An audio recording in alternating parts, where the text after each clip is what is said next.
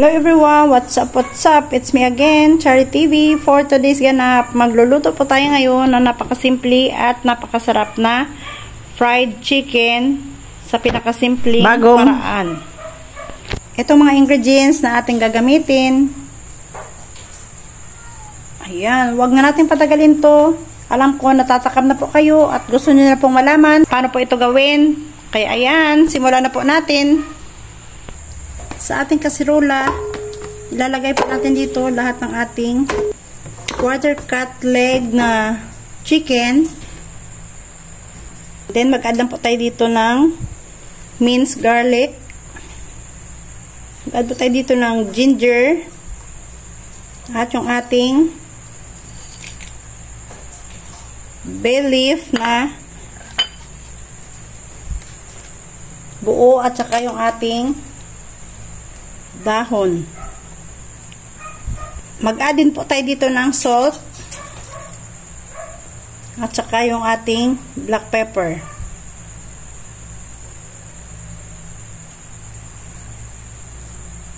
Then mag-add lang po tayo dito ng water.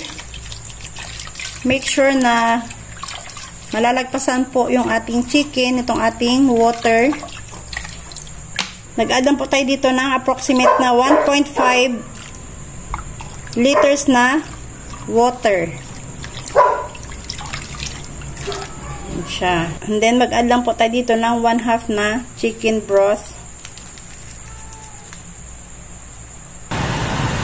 Takpan po natin ito at pakukuluan hanggang sa lumambot ng ating chicken.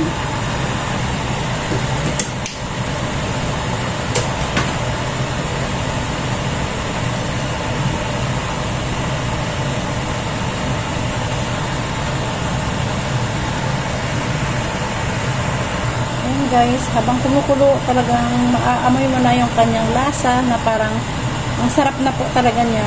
Ang bango na po ng kanyang usok. Patuloy po natin itong pakuluin hanggang sa lumambot na po itong ating chicken. After natin itong pakuluan ng 30 minutes, ganyan na po ang kanyang itsura. Ayan, malambot na po siya. Ito, turn off na po natin ito sa ating heat at palalamigin na lang po natin ito sa kanyang sabaw. Para mas lalo po itong ma-absorb ang kanyang lasa. Turn off na po na natin yan sa ating heat and antayin na lang itong lumamig. After na po natin itong palamigin, ayan, ipapatry na po natin ito. Ayan. Tutuyuin po natin siya para mas lalo pong sasarap at lulutong ang kanyang balat. Ayan. Lalagay muna natin siya sa ating strainer.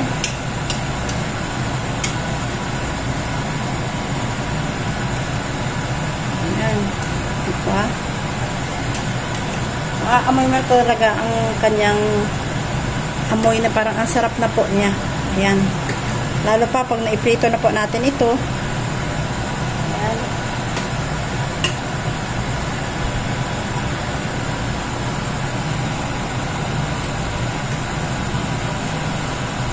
Ayan. Patutuluin lamang po natin ang kanyang liquid para mabilis po siya ma-dry. Ayan. Antayin naman po natin itong lumamig at matuyo. Tutusukin lamang po natin ito gamit ang ating fork para magkaroon po siya ng hole para ma-absorb ng oil at magiging crispy ang balat nito. Outside of his skin to absorb all the oil when frying. And let's now start fry our chicken.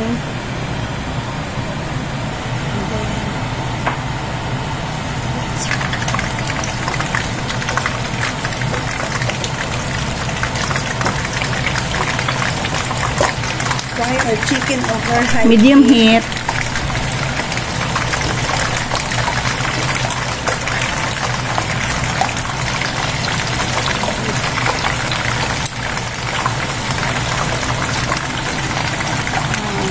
Wait until golden brown.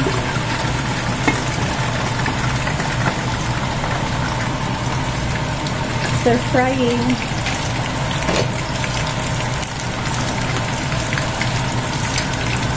Oh, 15 minutes. Ayan. Flip it over so that the other side will be fried too. Ayan.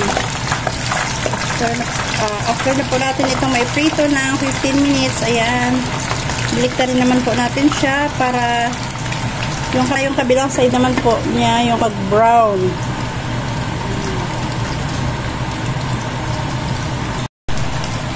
Ayan, hahawain na po natin ito sa ating oil.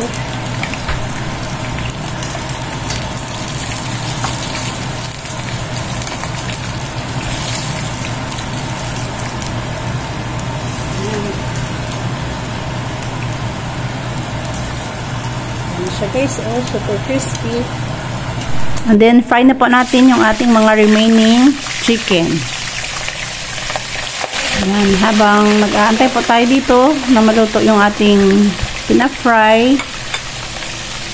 For our dressing, nag-prepare lang po ako dito ng kunting mayonnaise, tomatoes, cucumber, mango, at saka yung ating lettuce, and a pinch of salt and pepper to taste. And there you go with our chicken. O, diba? It's a very nice color combination. And this is it. This is our final product of crispy fried chicken. Hope you like it, guys. Like and share. See you on my next video. Thank you for watching. Bye-bye.